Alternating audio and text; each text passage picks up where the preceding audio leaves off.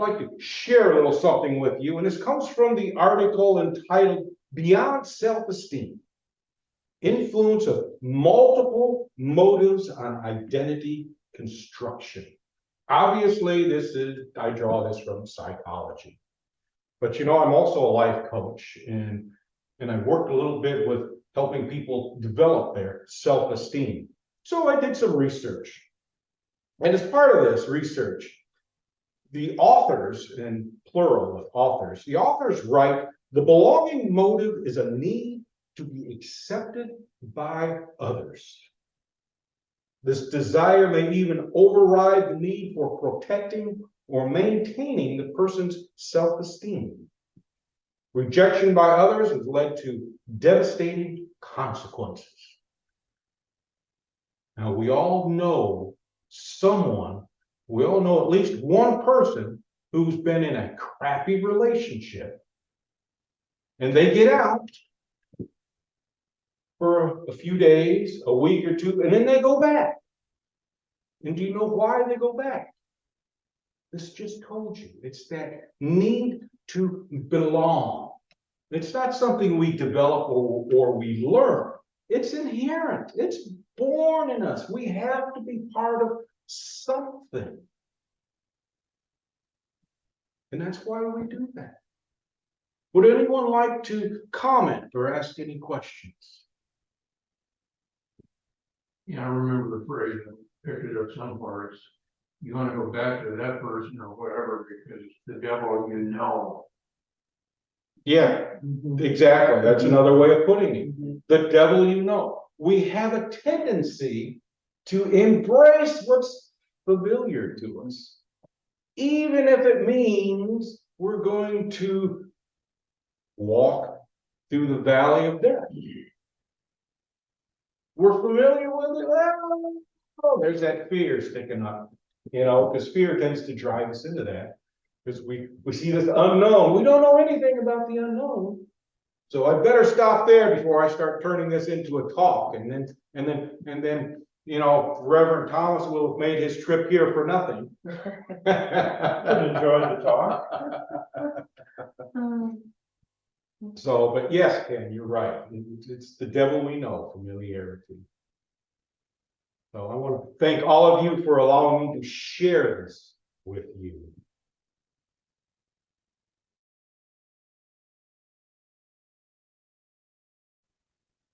And it's that time, our star has arrived. And now it's time for our star to share those little bits of meteor wisdom. Meteor, not to be mistaken for mediocre.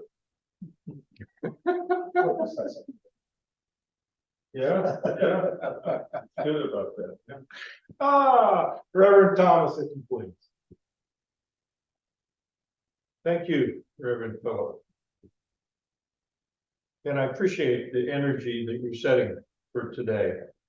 But if the laughter creates a good high vibration.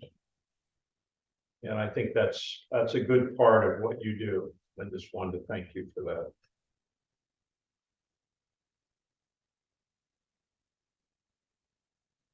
Once again, I was drawn to digging back through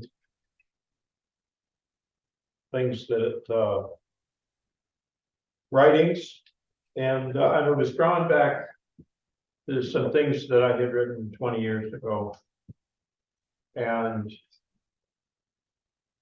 that led me to something I'd written 30 years ago.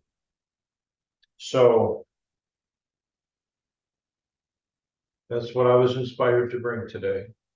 And to set the stage for this, to preface this a little bit, at that time I was involved in a group that was interested in a property in the North Carolina mountains. It had been the Sequoia Boys Camp that, interestingly, was founded in 1924, the same year the ISA was founded. And for, I don't know, 40 some years, it was the place that all kinds of people from several states would send their boys for summer camp. And when you think of summer camp, think of, shooting bows and arrows, Native American, what in those times would have called Indian kind of based themes and ideas and camping and crafts and that sort of thing. A lot of very successful men came out of those early experiences. The camp is, you can still find it online. There's an alumni association and Facebook, and people remember that time fondly. I think North Carolina had a governor that had gone to the Sequoia Boys Camp. But anyway, that's kind of the background of that. But in the 60s sometime, it had ceased operation. And so it had been sitting idle for a long time. The group of us that was interested in the property were interested in purchasing that to make a spiritual retreat center. The energy was really powerful there. One of the groups that we encountered that ended up partnering with us to try to achieve this was called themselves NOAH. And it was a group of families with brain injured children that there was no hope for, and but had found alternative therapies that had been very helpful for their children to give them a quality of life far beyond what the medical community said was possible. And so we were in the process of raising the $1 million for this property. And the energy was extraordinary there. A lot of these children had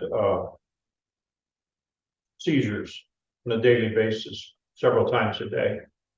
And when the families visited to see the property to first consider whether to be involved with that, what they discovered was that their children stopped having seizures on the property.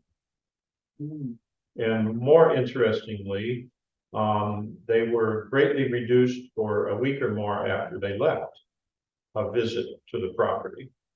So they were very interested in, as their part of that, creating what they would call the NOAH Center.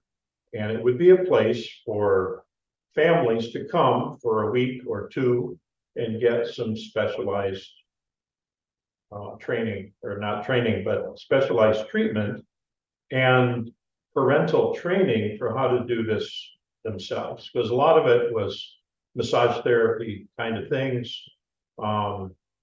There's a practice of when your brain can't move a limb, if you move a limb, it stimulates the neural connections back to the brain.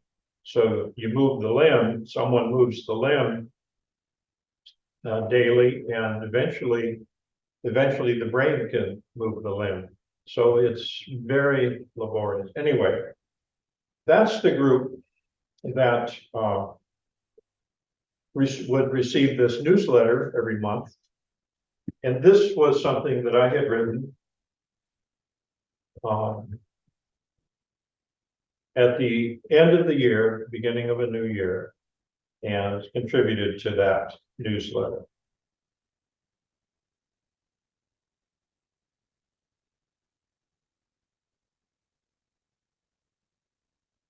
This is a new year full of hope and promise. I am harvesting the seeds I worked so hard to plant last year. I should know what kind of seeds I planted, so I should not be surprised by what I now harvest. I can choose to see these harvests as a punishment of sorts, or as the learning experience they truly are. The choice is mine. The result of this choice will be either the poor me's anger, despair, unhappiness, blame, resentment, fear, etc. Or the joyous fruits of new understanding and insights. Once I accept responsibility for having planted those seeds in the first place, then I can take the next step to realize that I replant as I harvest. So if I reap with the poor me's, I replant more fear-based seeds. The unpleasant cycle will continue. However, if I choose to reap with the joyous understanding of the process at work, I will know that all is for good ultimately, and I will plant love-based seeds. The important part is not that I have unpleasant experiences or challenges. It is how I choose to react to each experience. With the right attitude, I can see past the immediate drama of the situation to extract a pearl of wisdom in each learning experience. As I free myself from the status of victim, I am empowered and no longer feel the fear of helplessness from the senselessness of what is happening. Seeing the big picture, knowing the end game provides understanding. This allows me to work through each experience feeling good instead of bad about what is happening to me. By planting positive, love-based seeds, the next harvest will be kinder. I must get to a perspective to see these experiences as an opportunity to learn and to grow, not as some sort of punishment or bad karma. By taking responsibility for the part I played to create the situation, I am empowered to do something to change it. So long as the blame lies elsewhere, it is out of my hands to change it. I am sure that I am not the only one who has been through some incredible changes this last year. Others might view these experiences as tragic or great challenges. I see all of them as ultimately good due to the opportunities for growth and positive change. The wonderful result of having these experiences has been to find my true self. I now know these marvelous truths. I am never alone. I am always loved. Receiving is the other half of giving. The universe is abundant and my home. Abundance is not measured in dollars. All possessions are eventually meant to be passed along.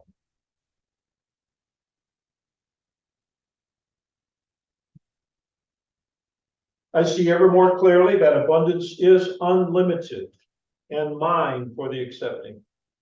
It is only the blindness that comes with the fear of lack that keeps me from seeing clearly and allowing the free flow of abundance into my life.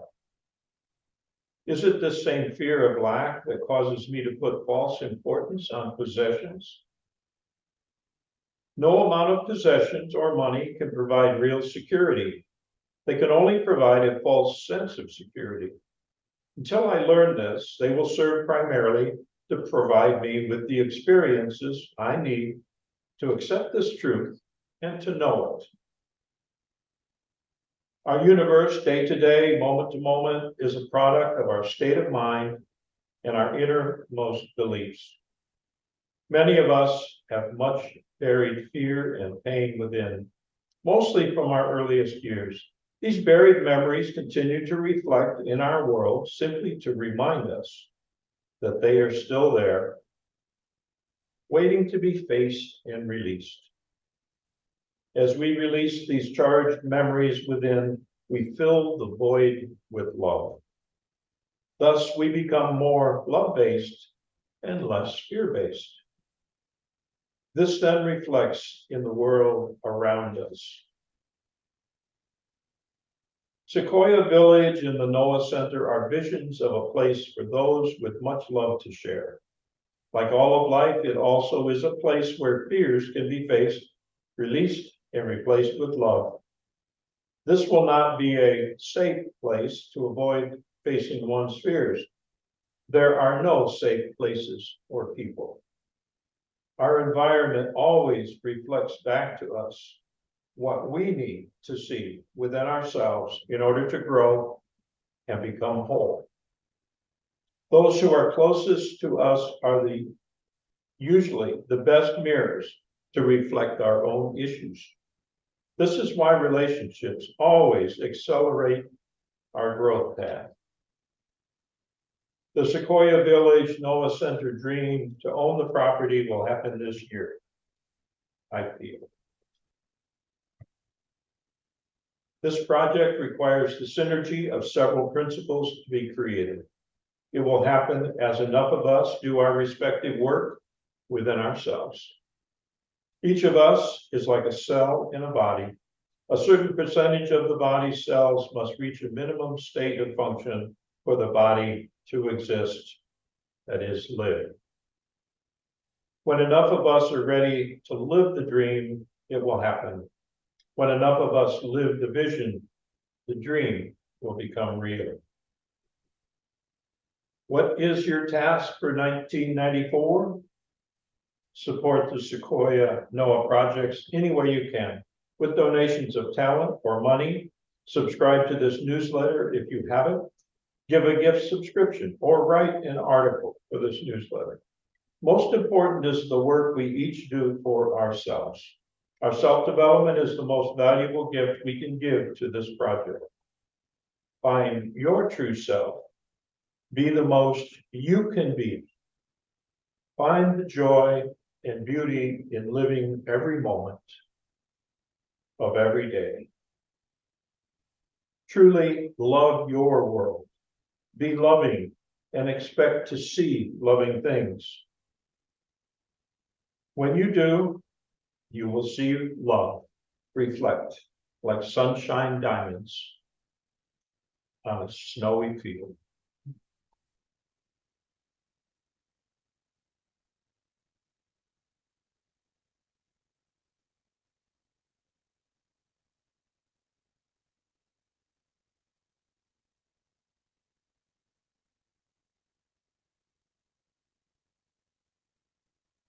Not all dreams happen, nor should they, perhaps.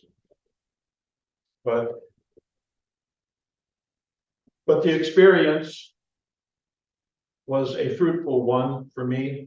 I can only speak for myself. There were others involved, obviously. They had their own experiences. Eventually, the property was bought by a New Age author who had the money and could afford it. But some inspirations are timeless, and some of us are slow learners. So I have to keep getting the same inspirations to try to fine tune what it is that I understand so that it is a true and real part of myself. Anyway, I thought that worth sharing today. I hope you felt the same way. And I would like to open for any questions or comments.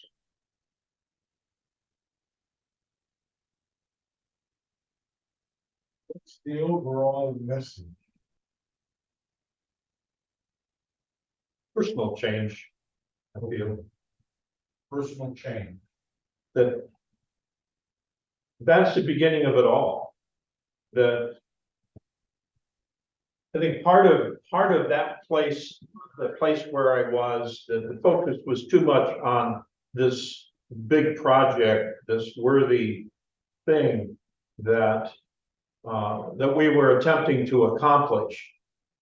And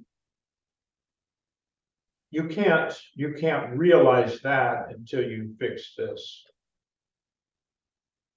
So the focus comes back to the personal work that we do. And it is easy to step over that, avoid that to something that we feel is more worthy, greater than ourselves, and throw ourselves into it. And I think that's one of those we're kidding ourselves kind of moments. What do you think was the obstacle that made it not happen? Was it the people? Was it the? Yeah. commitments? Yeah, I think that was true for myself. That was also the period of time where I was in the process of leaving very good, very lucrative employment to do things spiritual. And I was caught in that us and them kind of judgment that doing this work was not, I didn't have that balance in my life. And so I left the abundance that had come into my life to go into a place of struggle. And of course, eventually I became aware of the programming that we all get from the history of the churches, that holiness only comes with poverty. A rich man cannot easily get into heaven, kind of a thing. And for centuries and millennia, the church has gotten very poor people to be happy with the reward at the end of life, and that just accept your station here today, and that holiness and poverty and even the people within the church would take vows of poverty in order to express their holiness.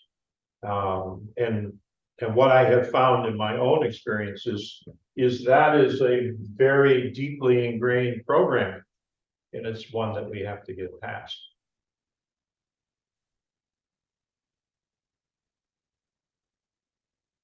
Anybody feel like Bill Gates is one of the most spiritual people that you know or know about?